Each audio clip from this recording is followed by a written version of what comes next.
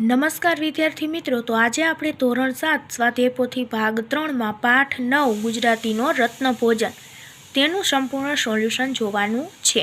પ્રશ્ન 1. આપેલા શબ્દોના ઉદાહરણ મુજબ બીજા શબ્દો બનાવો.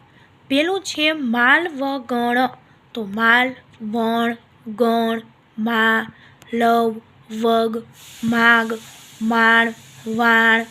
પછી બીજું ઉદર ભરણ, તો ઉદર, ભર, રણ, ભરણ, દર, ભણ, ઉર અને રદ.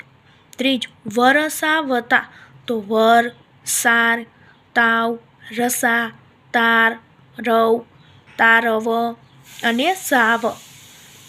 ચોથું શોભન મુખ, તો શોભ, મુખ, નખ, શોખ, મૂન, ભન, શોભન અને નમું. પ્રશ્ન 2. આપેલા વાક્યોમાં રેખાંકિત શબ્દની જગ્યાએ સમાન અર્થવાળો શબ્દ કૌંસમાંથી બહાર શોધીને વાક્ય ફરીથી લખો. પેલું, રત્નોની આભાથી ભૂગર્ભ ગૃહની દિવાલો ચમકી ઉઠી. તો આભા એટલે કે તેજ. રત્નોના તેજથી ભૂગર્ભ ગૃહની દિવાલો ચમકી ઉઠી. બીજું, તક્ષશિલાના મશહૂર ધૂપના કોડિયા સળગાવ્યા હતા. તો મશહૂર એટલે પ્રખ્યાત. તક્ષશિલાના પ્રખ્યાત ધૂપના કોડિયા સળગાવ્યા હતા. ત્રીજું, મેનેન્દ્રને કંઈ હથિયાર રાખ્યું નહોતું. તો મેનેન્દ્રએ હથિયાર એટલે કે શસ્ત્ર, કંઈ શસ્ત્ર રાખ્યું નહોતું. ચોથું, આપણે ઢંકાઈ જઈએ તેવડું ખડ ઉગે છે. ખડ એટલે કે ઘાસ. આપણે ઢંકાઈ જઈએ તેવડું ઘાસ ઉગે છે. પાંચમું, સુવર્ણના થાળ લઈને કૃષ્ણા બહાર આવી. સુવર્ણ એટલે કે સોના. તો સોનાના થાળ લઈને કૃષ્ણા બહાર આવી. પ્રશ્ન 3. કૌંસમાં આપેલા શબ્દોમાંથી યોગ્ય વિકલ્પ પસંદ કરી ખાલી જગ્યા પૂરો. પેલું, ઝળહળતા રત્નોની અનેક રંગી આભાથી ખાલી જગ્યાની દિવાલો ચમકી ઉઠી. તો ભૂગર્ભ ગૃહ. બીજું, માત્ર ખાલી જગ્યા રોજના કરતાં ઉલટો સાદો દેખાતો હતો. મેનેન્દ્ર. ત્રીજું, ખાલી જગ્યાની શોભા આગળ રત્નો ફીકા હતા. કૃષ્ણા. ચોથું, ખાલી જગ્યાના થાળમાં કંસાર પીરસ્યો હતો. તો વિદ્યાર્થીઓ. પાંચમું, મહર્ષિ ખાલી જગ્યા તો નિરાંતે નીચું જોઈને જમતા હતા. તો એલ.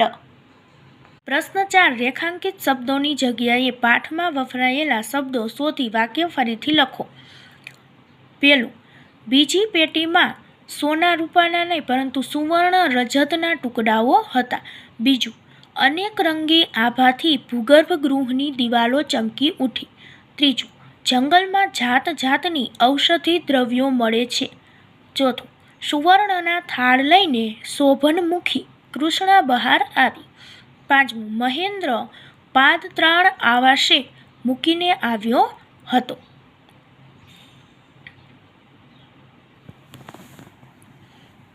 પ્રશ્ન 5. એકમના આધારે નીચે આપેલા વાક્યો ખરા છે કે ખોટા તે જણાવો. પેલું, માલવગણ ખરીદી શકાય તેટલી કિંમતનો એ રત્ન સંગ્રહ હતો. તો સાચું. બીજું, ભૂગર્ભ ગૃહમાં ચારે બાજુ પુસ્તકાલય જેમ પોથીઓને ગોઠવી હતી. તો સાચું. ત્રીજું, મેનેન્દ્રએ એલને દંડવત પ્રણામ કર્યા. સાચું. ચોથું, સરદારોએ રત્નોને સુવર્ણનું ભોજન કર્યું. ખોટું. પાંચમું, મેનેન્દ્ર પાદત્રાણ આવાસે મૂકીને જ આવ્યો હતો. તો સાચું. પ્રશ્ન 6. આપેલા વાક્યો કોણ બોલે છે તે એકમના આધારે લખો. પેલું, વિદ્યાલય મારા પર ઊભું કરવા માગું છું, ધન પર નહીં. તો મહર્ષિ એલ.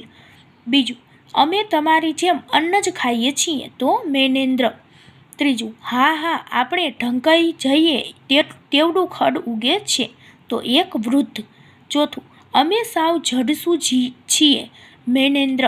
પાંચમું, તમે તો ભગવાનની દયાને પાત્ર નથી. મહર્ષિ એલ. પ્રશ્ન 7. આપેલા વાક્યમાંથી સર્વનામ શોધી વાક્ય ફરીથી લખો. પેલું, રમેશભાઈ ડાયા માણસ છે, તે ખેડૂત છે. તો સર્વનામ આવશે તે અને વાક્ય રમેશભાઈ ડાયા માણસ છે અને ખેડૂત છે. બીજું, દક્ષભાઈ હોશિયાર છે, તેમનો સ્વભાવ મિતભાષી છે. સર્વનામ આવશે તેમનો અને વાક્ય દક્ષભાઈ હોશિયાર છે અને સ્વભાવ મિતભાષી છે. ત્રીજું, હાર્દિકભાઈ નોકરી કરે છે, તેઓ વાત ઓછી કરે છે. સર્વનામ તેઓ, વાક્ય હાર્દિકભાઈ નોકરી કરે છે અને વાત ઓછી કરે છે. ચોથું, ધર્મેશભાઈ જ્યારે મોબાઈલ જુએ છે ત્યારે તે બધું ભૂલી જાય છે.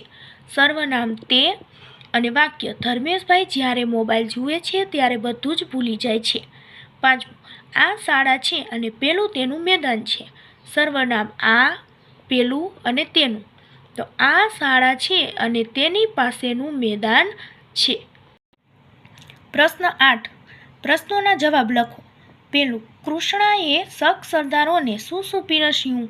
તો કૃષ્ણાએ શક સરદારોને શાળામાં ભોજન સામગ્રીની જગ્યાએ રત્નો અને સુવર્ણ રજતના ટુકડા પીરસ્યા.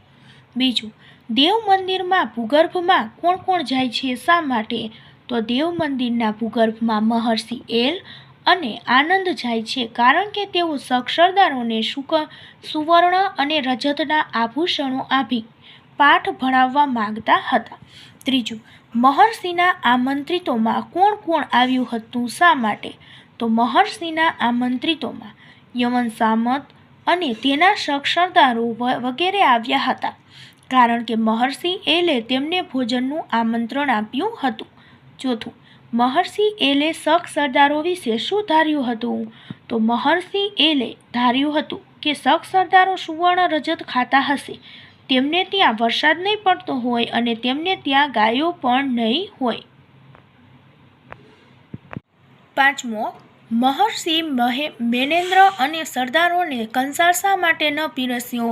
તો મહર્ષિએ મેનેન્દ્ર અને સરદારોને કંસાર ન પીરસ્યો કારણ કે તેઓ ગામો બાળતા, લોકોને મારતા પીટતા અને લૂંટતા હતા. મહર્ષિ એમને આમ રત્નો પીરસીને ઝાંખા પાડીને જીવનનું સત્ય સમજાવવા માંગતા હતા. પ્રશ્ન નંબર 9. પ્રશ્નોના જવાબ સવિસ્તાર લખો. પેલું, મહર્ષિએ શક સરદારો માટે કઈ કઈ તૈયારીઓ કરી હતી? તો તક્ષશિલામાં ભોજન સમારંભ માટે બધા જ શિષ્યો આનંદ અને ચારુલતાએ ચોગાન વાળીને સાફ કર્યું હતું. પાણી છાંટી રંગાવલી પૂરી હતી. આસનો પાથરી દીધા હતા. જુદા જુદા ઓટા પર તક્ષશિલાના મશહૂર ધૂપતા કોડિયા સળગાવ્યા હતા. બીજું, આનંદ શા માટે મંત્રમુગ્ધ થઈ ગયો હશે?